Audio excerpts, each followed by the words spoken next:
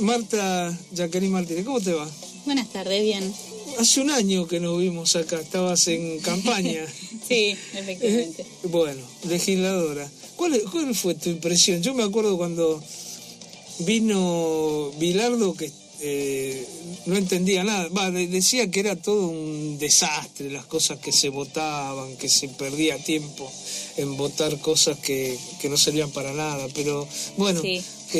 ¿Cómo es tu visión ahora de la legislatura de la Ciudad de Buenos Aires? Y las características siguen siendo las mismas, ¿no? Casualmente cuando estaba viniendo para acá había un grupo de profesionales de la salud que estaban afuera de la legislatura gritando que nos dejen entrar. Porque justamente se está tratando en las diferentes comisiones, en la Comisión de Salud específicamente, pero hoy había una reunión conjunta, la carrera, ¿no?, profesional que quieren modificar. Por supuesto que a ellos los afecta directamente y justamente lo simbólico, ¿no?, de la legislatura, así como pasó también en el Congreso cuando sucedió esto de la vigilia, ¿no?, por la legalización del aborto.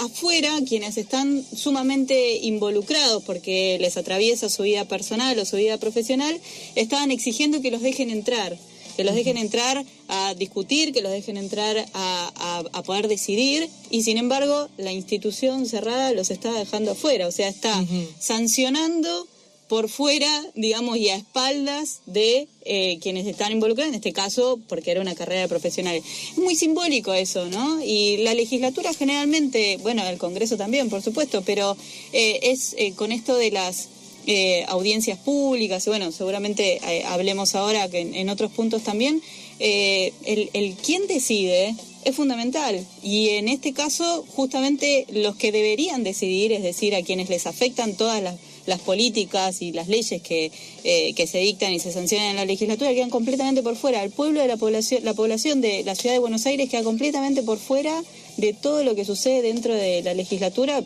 y luego de las sesiones recién se enteran cuáles son las cosas que los van a afectar. Que esto para ustedes es un problema, ¿no? Porque la campaña de ustedes era para hacer como la caja de resonancia de las luchas ahí adentro, ¿no? Sí, esa era la idea, por lo menos, ¿no? Justamente instituciones como estas son el problema, porque ¿a quiénes les afecta, digamos, no? O sea, ¿quiénes son los que producen la riqueza de todo de la Ciudad de Buenos Aires, pero del país en general? Es todo el pueblo trabajador. ¿Y a quiénes les afectan las políticas, las leyes que se sancionan tanto dentro de la legislatura como dentro del Congreso de la Nación? Les afectan a los trabajadores. Ahora, ¿esas leyes son hechas por los trabajadores? No. ¿Se les consulta a los trabajadores? No. ¿Se enteran los trabajadores? No.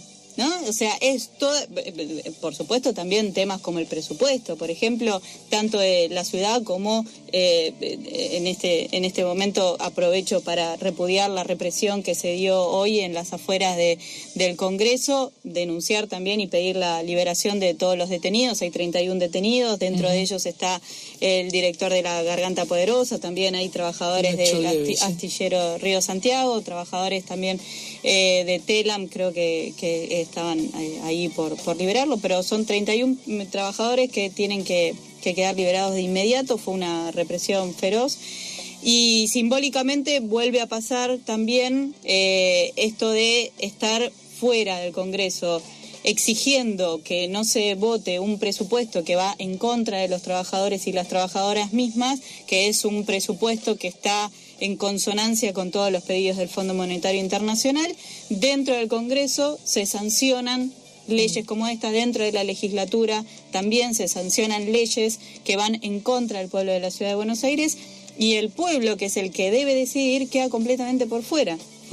Entonces, justamente por eso, estas instituciones lo que hacen es, la dirigencia política, quienes ocupan los cargos dentro de esas instituciones, es justamente representar intereses empresarios y no representar los intereses de la población ni las necesidades populares. Justamente se gobierna en contra de esas necesidades populares. A ver, en la Ciudad de Buenos Aires, la legislatura, yo te hablaba esto de la caja de resonancia, hay un sector, sobre todo el sector que hoy es mayoritario en la legislatura, que piensan que la legislatura es una gestión administrativa.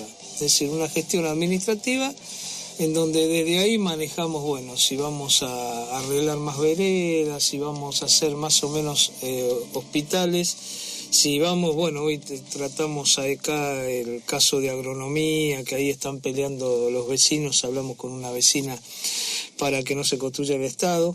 Se pueden hacer las dos cosas, es decir, que sea una resonancia de las luchas y a su vez una buena gestión, porque lo que uno está viendo, vos recién decías el pueblo de Buenos Aires, pero la realidad es que los que votan la gestión, no votan, o por lo menos uno lo que ve en la representación, ¿no? Yo me quedo más con lo de la lucha, digamos, si a mí me parece tiene que ser una caja de resonancia de las luchas, pero por otro lado uno lo que ve es que, bueno, el oficialismo ha logrado tener más de 30 legisladores, entonces, ¿cómo manejamos? Sí, lo que pasa es que no se puede dejar de consultar como mínimo, y segundo... En este caso a las minorías. No, pero fíjese...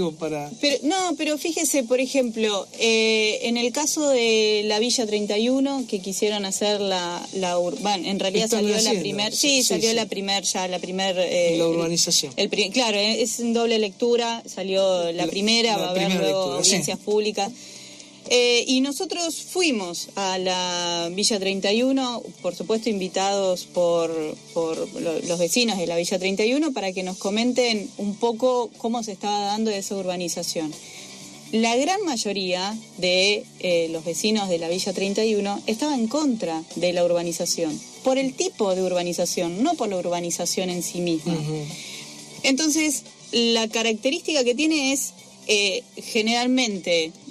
toda la dirigencia política, cuando hace campaña dice nuestra prioridad es la educación, nuestra prioridad es la salud, nuestra prioridad es la vivienda y en este caso las urbanizaciones de la villa, por ejemplo.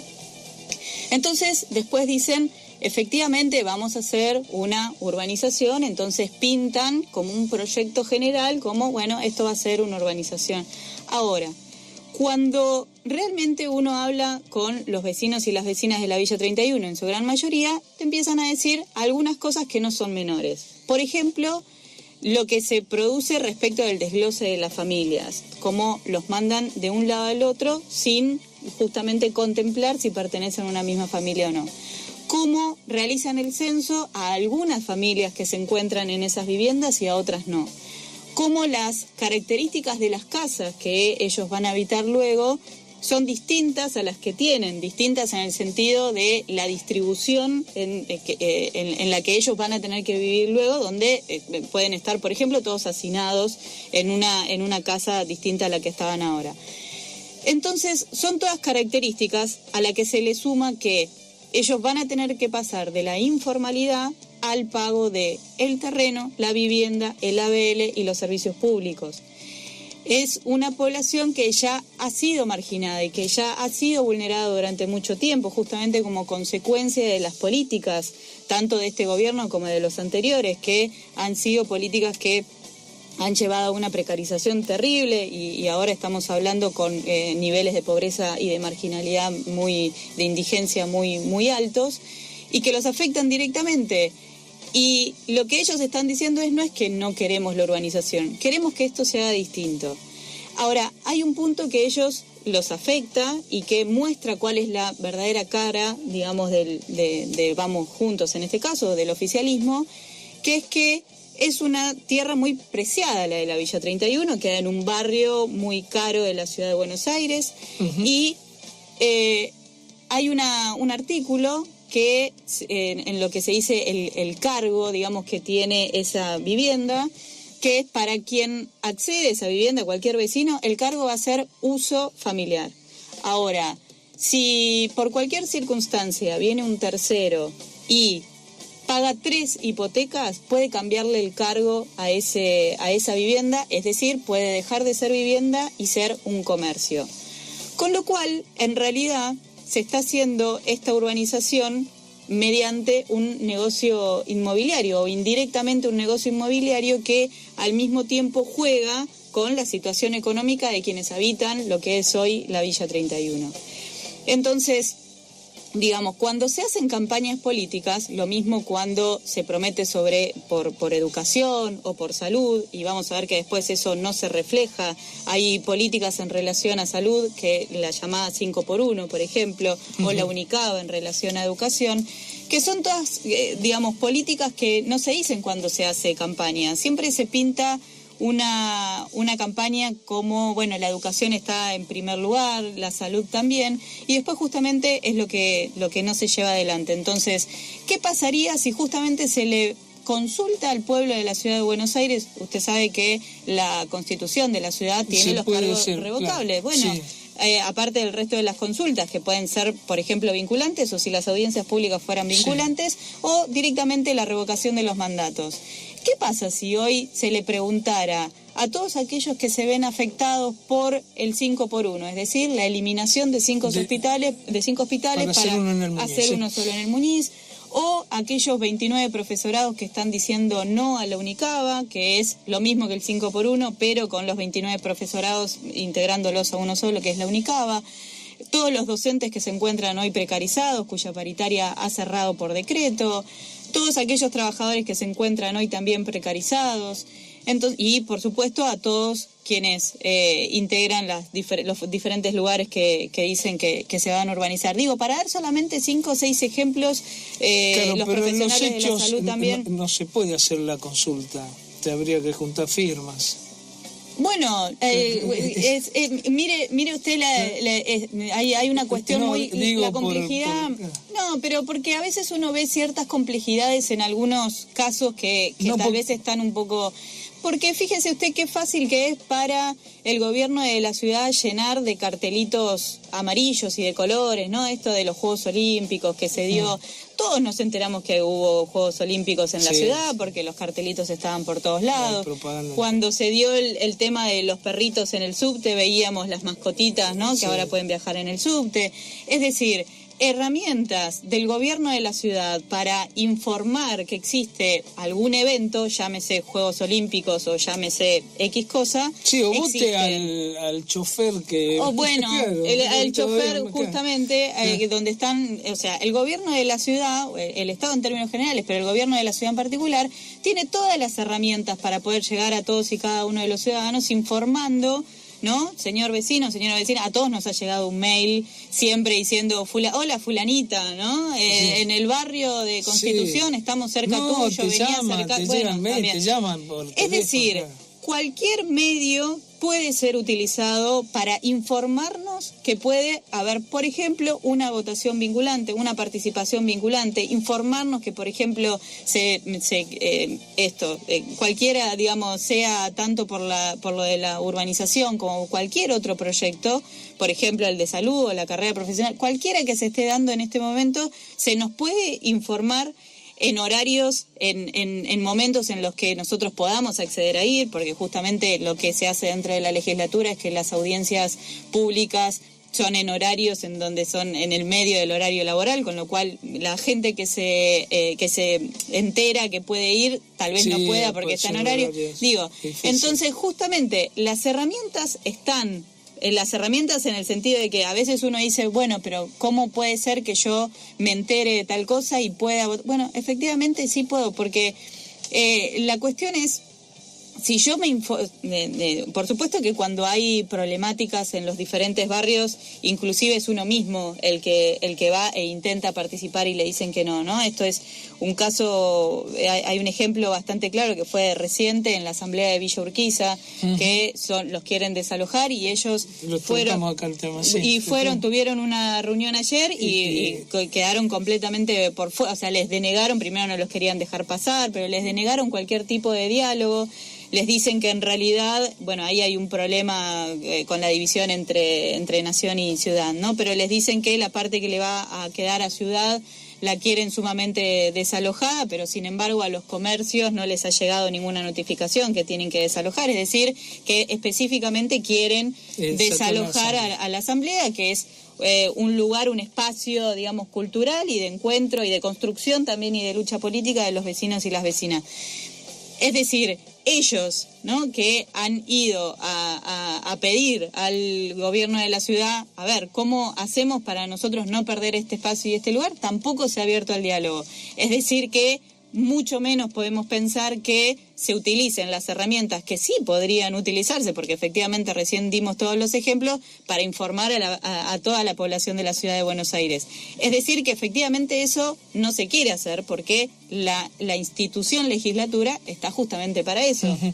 Ahora, lo que vos planteás está bueno. Ahora, habría problemas. Yo, por ejemplo, hace unos años se quería poner rejas en el Parque Centenario. Y hubo una movida muy fuerte en contra de las rejas. Vos, de 3 vecinos que le preguntaba, 2 querían que pongan rejas y 1 que no. Y terminaron poniendo rejas. Es decir, y costó de todo, porque costó gente presa, represión. Y vos lo veías, si vos sos del barrio, sabés lo que quiere la gente. Yo lo vi en el Parque Rivadavia, en varios lados, que a veces quieren. Después, bueno, habrá que convencerle a la gente que eso no era lo mejor, qué sé yo. Pero a veces pasa esto. Entonces, ahí me parece que sería bueno, que en todo habría que ponerle a los vecinos y que voten los vecinos del barrio, a ver qué pasa. Porque a veces muchos se creen de que las cosas son, qué sé yo, la reja, por ejemplo. Es el ejemplo concreto. Yo era movilero en los años 90. Un día estaban poniendo rejas, en esa época gobernaba el Frepaso. Entonces gobernaba el Frepaso en la ciudad con los radicales. Empezaron a poner rejas en esa época. Después siguieron con Aníbal Ibarra, la del Parque Rivadavia la puso Aníbal Ibarra. Bueno. Entonces yo iba a las movilizaciones, me acerqué contra la reja de acá y estaba la gente de Aníbal Ibarra, yo decía, estamos todos locos. Esto ponían la reja hace unos años, acá pusieron con una represión feroz, hizo Aníbal Ibarra en el Parque Rivadavia, feroz, que desalojó a todos los puesteros que había, pero feroz de esas represiones. Y esa misma gente iba. Entonces y ahí me dije, no, yo esto quiero averiguar. Y empecé a preguntarle a los vecinos, y todos querían que haya reja. Es decir, era solamente una movida de un grupo político partidario que, como era contra Macri, que no haya la reja. Y vos veías las marchas y había 2 vecinos, o 3 vecinos, y el resto era toda gente del partido político anterior, que lo habían echado a Ibarra.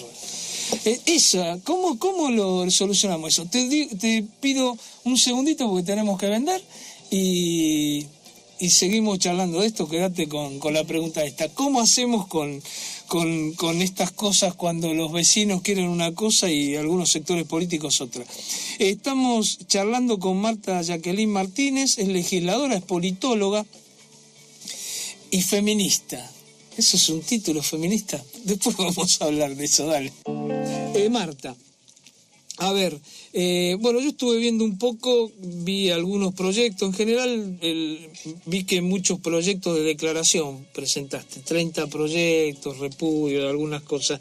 ¿Qué pensás que es lo mejor que pudieron hacer ustedes, tanto vos como Fernando, porque veo que Bilardo, que firman casi todo en conjunto? Sí, todo lo ¿Qué piensan que es lo más importante que hicieron en la legislatura? Bueno, lo que hablábamos antes respecto de ser una resonancia de los conflictos que hay afuera, porque hay una característica que tiene el gobierno de la ciudad, que es el imponer.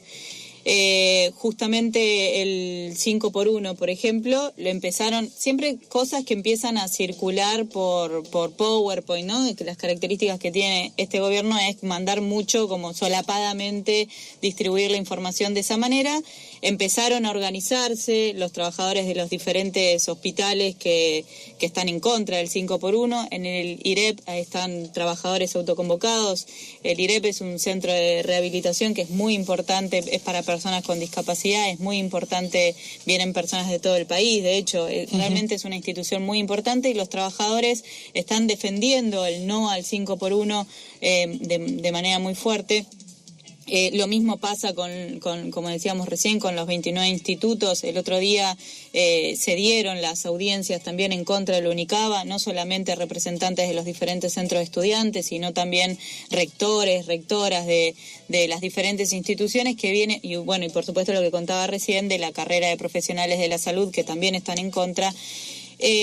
Son todos conflictos que no solamente les afecta, digamos, a su trabajo o a la precarización de su trabajo, sino que el gobierno de la ciudad viene e impone. El 5x1 fue impuesto por decreto. Uh-huh. Y la UNICABA también. La UNICABA en realidad se supone que está por salir ahora la ley modificada supuestamente modificada, porque todavía nada de esto está ahí cerrado. Ustedes tuvieron un porque trabajo... Sí, y bueno, y en el contra el 5x1 también nos parece muy importante justamente eso.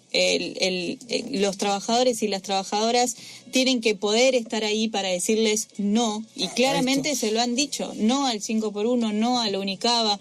Es un gobierno que impone las políticas. Y ahora volvamos a la que quedó pendiente antes del corte, que estábamos hablando de qué pasaba con cuando solamente uno ve que son sectores políticos que están en contra de una cosa que por ahí la población está a favor. Lo hablábamos, yo contaba lo del Parque Rivadavia. ¿Cómo ven esto cuando se usa políticamente? Que vos sabés, ¿no? Que sabés. Ahí ustedes deben ver, ¿no? Que gente que decís, bueno, este tipo dice esto ahora, pero no es el caso de ustedes, pero hace por supuesto, 3 años decía sí. Lo contrario cuando era gobierno. Es que nos parece que una pregunta fundamental cuando empezamos a ver todas estas cosas es ¿quién decide? Pues nosotros decimos, pongamos el ejemplo más claro, que fue el del movimiento de mujeres en la vigilia, ¿no? Si uno preguntara, bueno, ¿quién decide? ¿Quién estuvo en la calle? ¿Quién estaba exigiendo? ¿No? Porque aparte somos en realidad las mujeres las que nos afecta sobre nuestro propio cuerpo la decisión de abortar o no de manera legal o ilegal, porque está en juego nuestra vida. Uh-huh. Entonces, en ese caso, las mujeres que protagonizamos una lucha tremenda desde el primer Ni Una Menos para acá, desde el 2015 para acá, y seguramente después hablemos también del Encuentro Nacional de Mujeres, justamente ¿quién estuvo ahí en la calle decidiendo? Decidiendo justamente, se le estaba exigiendo al Congreso que vote la ley de interrupción voluntaria del embarazo a favor de todas nosotras y de la sociedad en general, por supuesto. ¿Qué hizo el Congreso? Nos dio la espalda, dijo que no. Es en una de las demostraciones más antidemocráticas, así como lo fue el 18... Los senadores. Sí, particularmente los senadores, pero el Congreso en sí mismo fue una demostración, digamos, bastante clara. Lo mismo sucedió el 18 de diciembre con la reforma previsional, una manifestación muy grande en la calle diciéndole no a la reforma previsional, una gran represión. Hoy sucedió lo mismo, un presupuesto que viene de la mano del Fondo Monetario Internacional, que significa un gran ajuste para todo el pueblo trabajador, manifestando justamente fuera, en contra de ese ajuste, en contra de la metida de mano en el bolsillo de todos los trabajadores, y un Congreso sesionando en contra de los intereses populares. Uh-huh. Eso que vos decís, claro. Ahora, está claro que yo creo que si vos haces un plebiscito por la interrupción voluntaria del embarazo, creo que sale a favor de la interrupción, y creo que la ley contra los jubilados, creo que también si se ponía a votar estaba todo el mundo en contra. Mi problema es cuando hay cosas en los barrios, cosas que los intereses políticos no coinciden con los intereses. Es que a eso dicen, iba. bueno, vamos en contra de esto, y después los otros te dicen, no, pero mira qué bueno que está esto, qué sé yo. No, es que a eso iba justamente. Entonces, así como lo decimos, en cosas, digamos, más estructurales y qué es lo que la población decidiría en relación a pagar deuda, por ejemplo, o a destinarlo a educación, que dicho sea de paso... sí, ahí no queda duda, sí. Bueno, entonces, justamente, si nosotros... de la misma manera en la cual pensamos en cualquier solución, digamos, o cualquier solución a cualquier lucha o problemática que tengan los vecinos, es justamente que se solucione por la decisión de los vecinos. Claro. Entonces, ahí está, no es que un dirigente político puede venir y por conveniencia propia hacer, sino que justamente, así como decimos que todo el pueblo trabajador decida, que las mujeres decidan, bueno, en cuestiones más pequeñas, que se haga una asamblea en Parque Centenario y que todos los vecinos de Parque Centenario decidan si tiene que haber o no rejas en ese lugar. Que por supuesto viene, no es la solución de Parque Centenario ni la solución de la ciudad de Buenos Aires, es una cuestión a nivel nacional, el sistema capitalista y la explotación está a nivel nacional, a nivel internacional. Digo, no es que uno puede llegar a aislar... Claro, claro, pero hay cosas por ahí concretas, ¿viste? Porque uno a veces, yo digo con esta cosa de a veces, bueno, pues mis intereses políticos hacen que yo me oponga a todo. Yo qué sé, me acuerdo, allá por los 90 venía gente acá que pedía urgente bicisendas para andar en bicicleta, ¿viste? Pedían urgente porque decían que la ciudad no daba para más, que había que poner...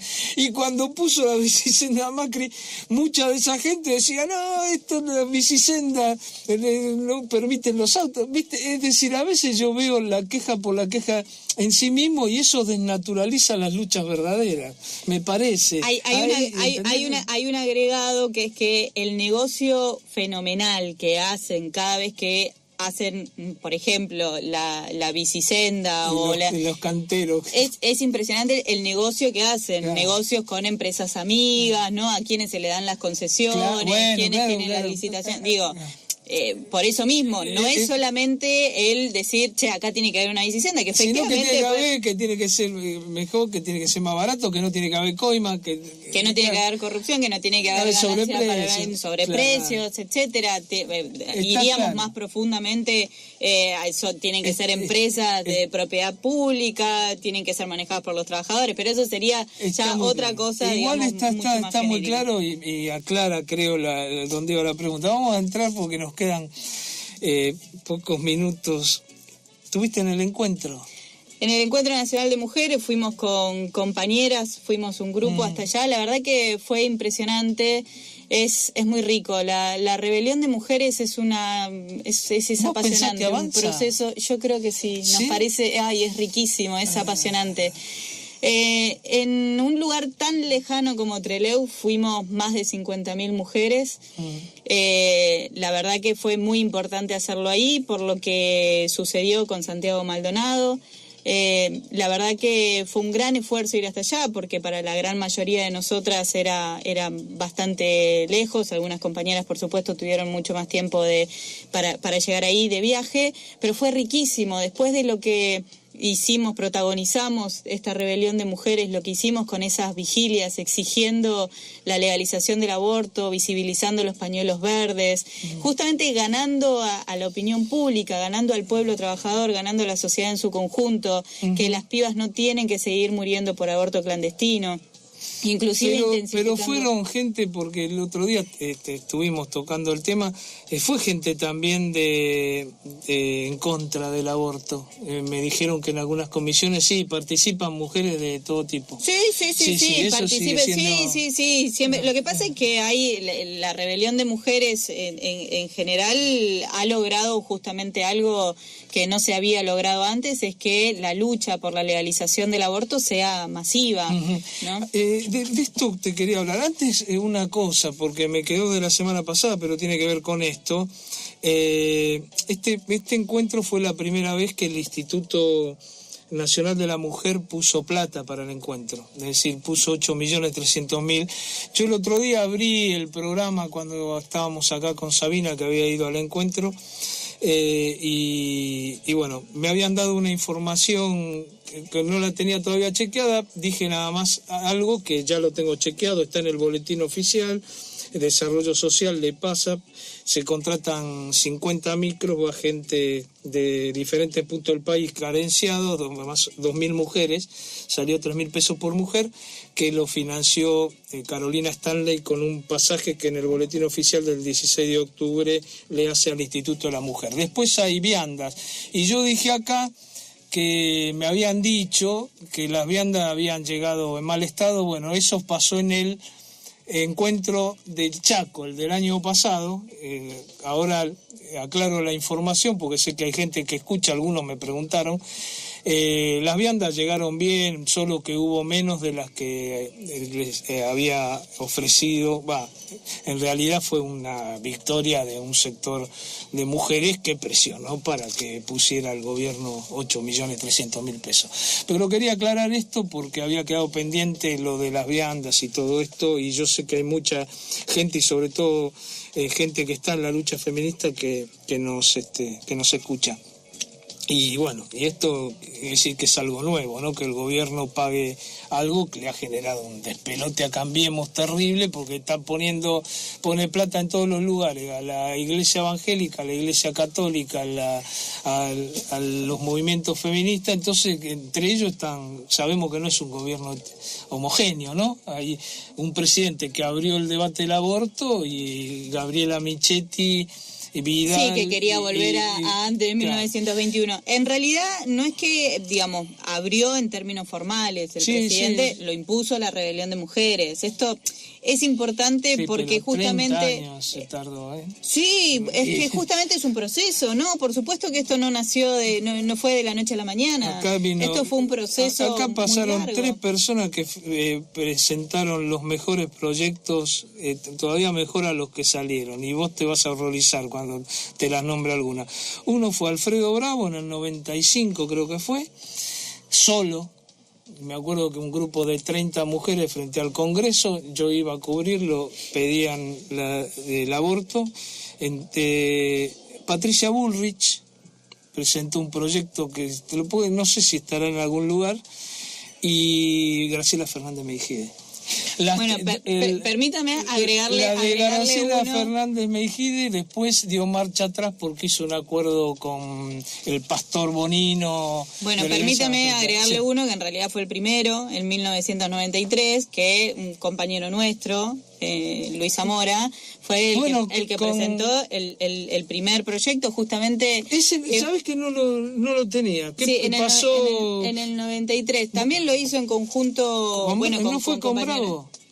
No, estuvo con compañeras de la comisión, en ese momento, de la comisión por el derecho al aborto, se llamaba Comisión por el Derecho al Aborto. Que se juntaban ahí en el Molino y lo hicieron. Alicia Cacopardo era una de las mujeres. Una gran referente, también con otras compañeras, Noemí Oliveto, que también estaba dentro del grupo de mujeres que trabajó mucho por el proyecto, que era abarcativo, por supuesto, que no era solamente... Discúlpame, Zamora, que me olvidaba. Vos fíjate, inclusive en esa época pero nosotros teníamos más relación con Zamora. Nosotras damos ese ejemplo porque nos parece muy rico. En el año 93 justamente se presentó un proyecto que se cajoneó, ni siquiera pasó, por supuesto, por la comisión. Durante toda la presidencia de Cristina Fernández de Kirchner, que por supuesto se negó a la legalización del aborto, tampoco se pudo tratar en comisión por orden expresa de ella. Sucedió algo en el 2015, que es cuando empieza un proceso distinto, y nosotros particularmente le decimos rebelión de mujeres, porque primero fue una irrupción desde abajo hacia arriba, es decir, las mujeres ante todos los femicidios, y el de Chiara en ese momento fue el que arrancó ese 3 de junio el primero, las mujeres ahí en la calle, cientos de miles de mujeres aparte.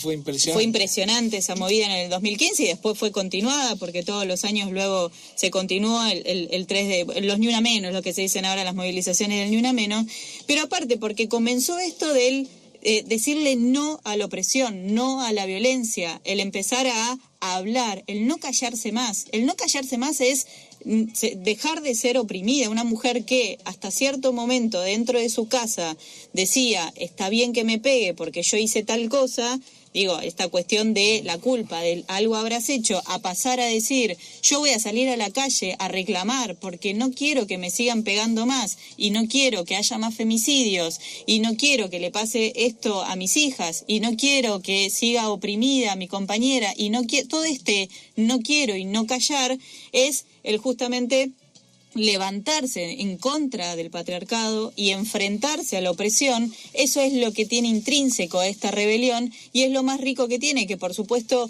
no es de la noche a la mañana, ha sido todo un proceso sistemático de las mujeres autoconvocándose cada fecha, ya sea un 8 de marzo, un 3 de junio. Las primeras que le hicimos un paro al gobierno de Macri un 18 de octubre porque había sido en Mar del Plata el femicidio de Lucía Pérez, fuimos las mujeres. Uh-huh.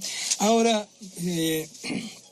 no, yo coincido con esto, es decir, lo que sucede que se dio el momento, porque durante el gobierno de Cristina sus compromisos con la Iglesia eran muy fuertes. Es más, yo creo que tenía un acuerdo, por eso se va una legisladora, una senadora 2 días antes, vota en contra la ley, bueno. Pero no hay yo veo un retroceso, te digo por qué, y cerramos con esto, nos quedan pocos minutos, pero veo las referentes sindicales que a mí me llegan datos, gacetillas que pelean con el mismo discurso tuyo. El otro día llamaban a ir a la misa de Bergoglio, de Radazzini, Radizzani en Luján.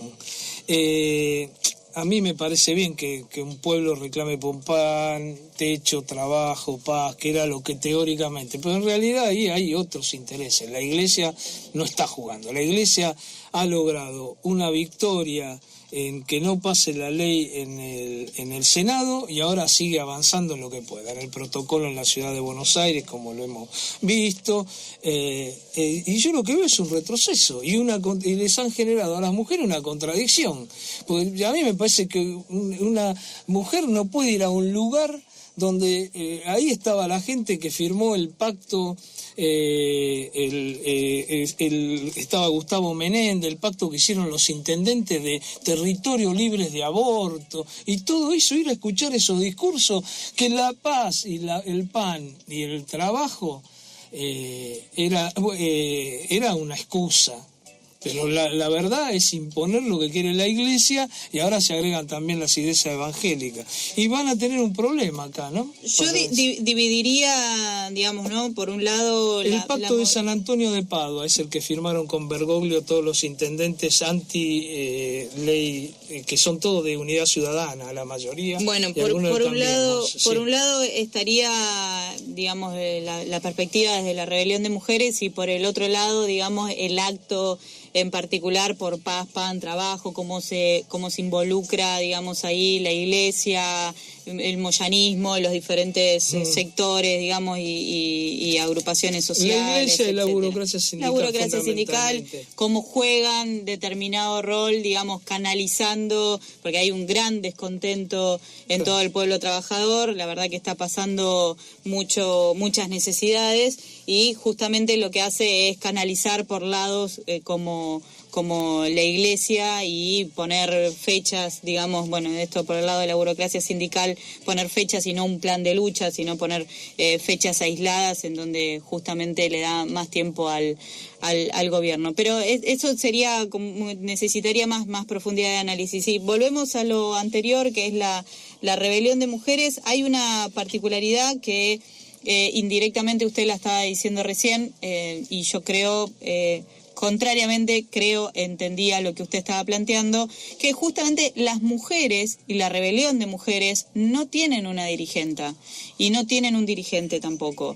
Entonces, así como nos hemos juntado en la vigilia, que en diputados fue de 1 millón de mujeres y de 2 millones cuando fue lo de senadores, que hemos ido más de 50.000 al Encuentro Nacional de Mujeres, y que el año que viene va a ser en La Plata y seguramente seamos muchísimas más. Lo que tiene de rico el proceso es que las mujeres nos autoconvocamos.